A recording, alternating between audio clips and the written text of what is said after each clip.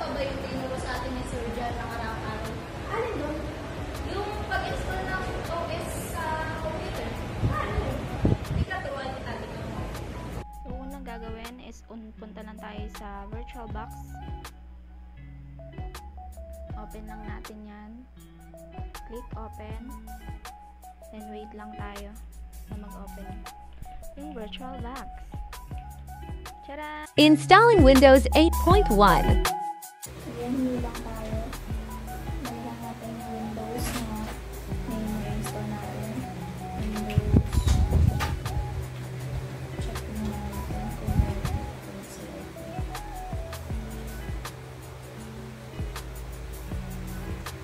Windows 8.1. Nalagyan natin yung ISO. Next, ulit tayo sa unattended install. Lagyan lang natin username, Sheila name. And then, sa password, lagyan lang natin Sheila7171. And then, next. Ito natin. Sa repeat password, Sheila ulit. And then, sa ulang. Then, sa host name, tanggalin natin space para ma-check. Then, next, hardware. Tanggalin lang tayo ng tanggalin natin dito.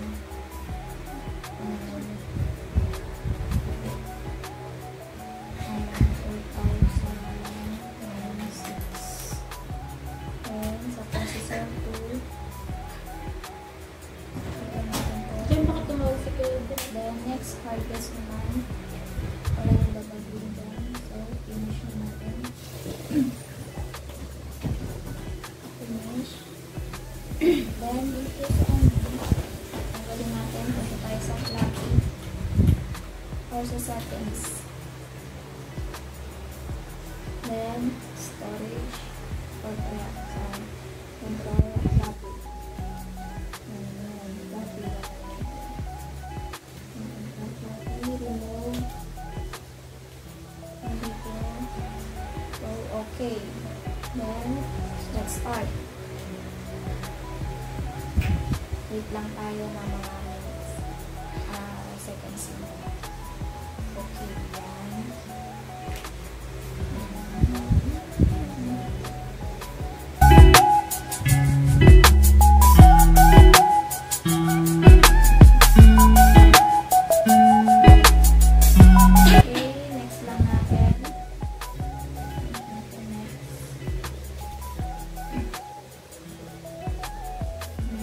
Click natin install now. Tayo. Lagyan natin dito yung product key.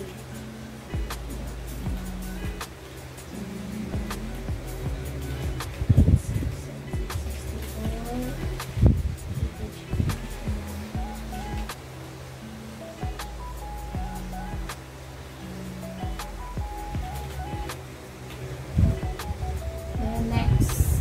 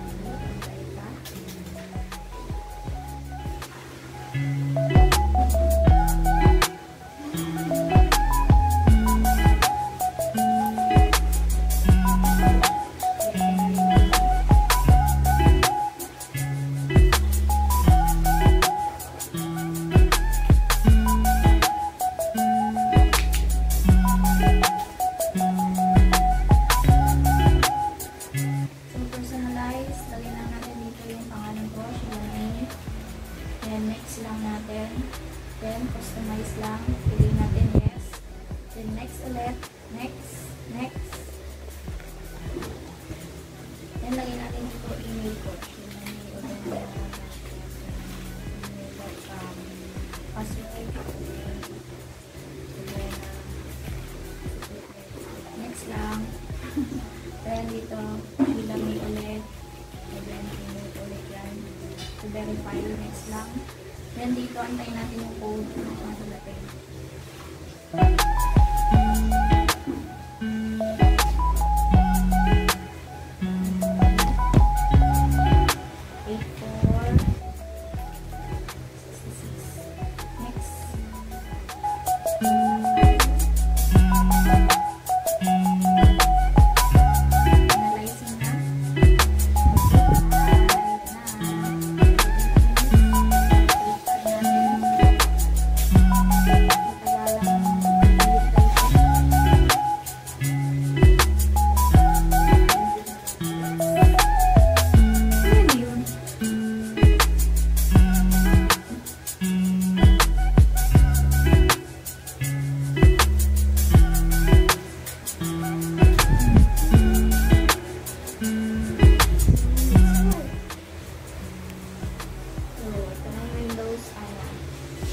Windows 8.1. Then, check natin. Punta tayo sa kanyang widgets. So, yan ang kanyang widgets na pinapakita. Installing Boda Linux. So, first, punta tayo sa new. So, lagay natin yung pangalan dito. So, Boda Linux. Yan. Then, punta tayo dito sa ISO, other. Hanapin natin yung ISO ni Boda. So, yan. So, open natin. So, next, check natin to. So, hardware, lagyan natin siya ng 4096. Next, to processor. Then, finish. Sa kanto pa siya ng hardware. So, palitan muna natin yung gauge sa 30. Finish natin. Then, start. Wait natin siya.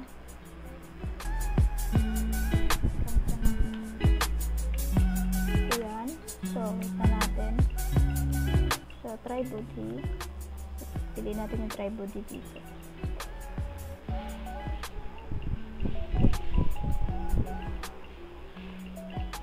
So, wait lang natin.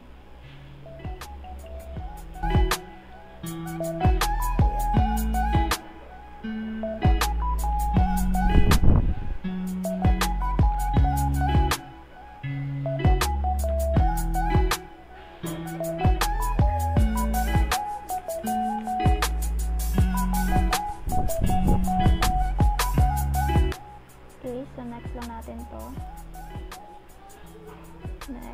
Next lang ulit. So, yan. Next lang natin. So, after yan, pupunta tayo sa install Boda Linux. Tinira natin siya.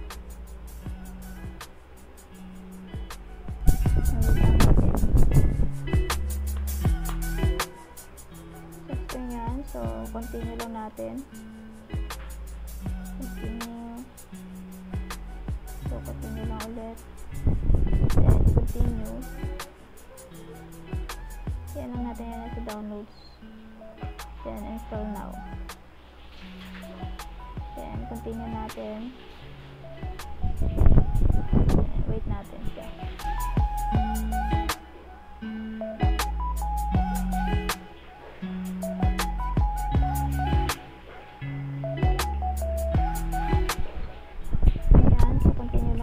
To.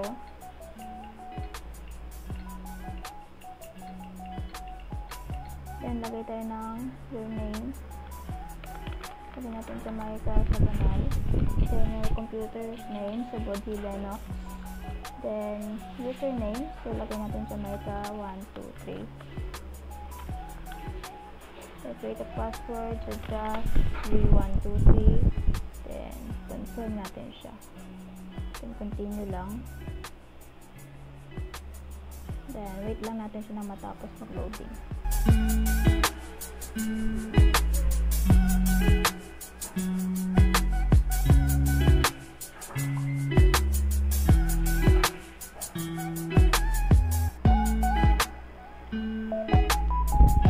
Okay, so, next, start lang natin siya.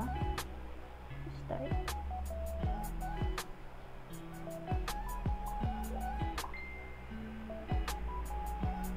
bubuksan natin na mag-open ulit. So, enter.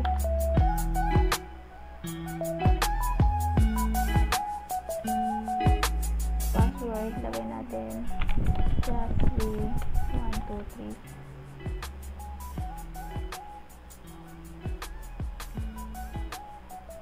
Yan. So, ito po yung Fuji natin. Dual booting Windows 8.1 and Boda Linux. Dual booting na tayo. Punta lang tayo sa settings and then punta tayo ng storage. Punta lang tayo ng add lang tayo dyan ng ISO ng Windows. Choose lang. Then okay lang. Okay. Then punta tayo ng port 0. Choose lang ulit. ISO ng budhi. Then choose. Then port 1 palitan natin ng budhi ulit. Choose ulit. ISO yan yung pinapalitan natin ha. Choose ulit tayo sa port 2. Windows. Empty natin yan. Then let's start.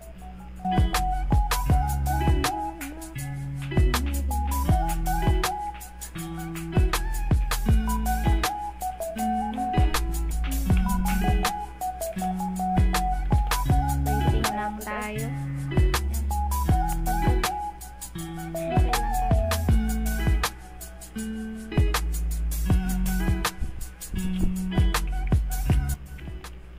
Budhi. Enter mo dyan yung password.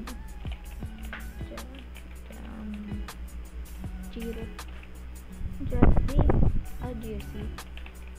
123.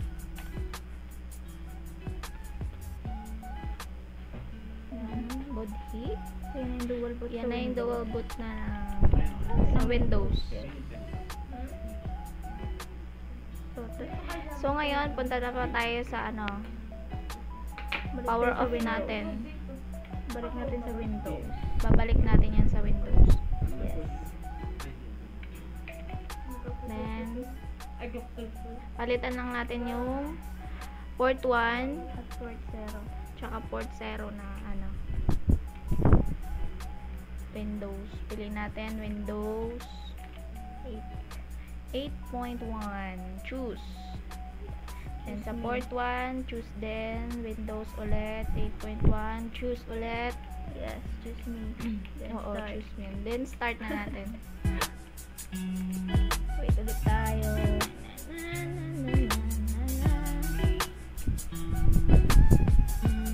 Tangay. Antay pod.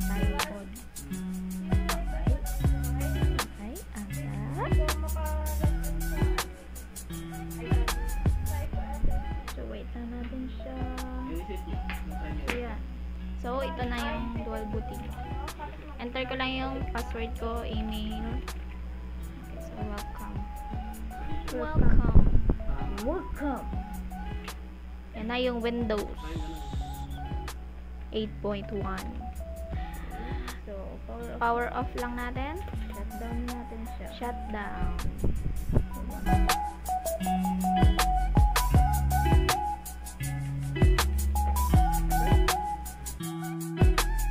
Bye guys! Hope you like the video. Please like and subscribe to our channel. Hope you learned something from us. Bye!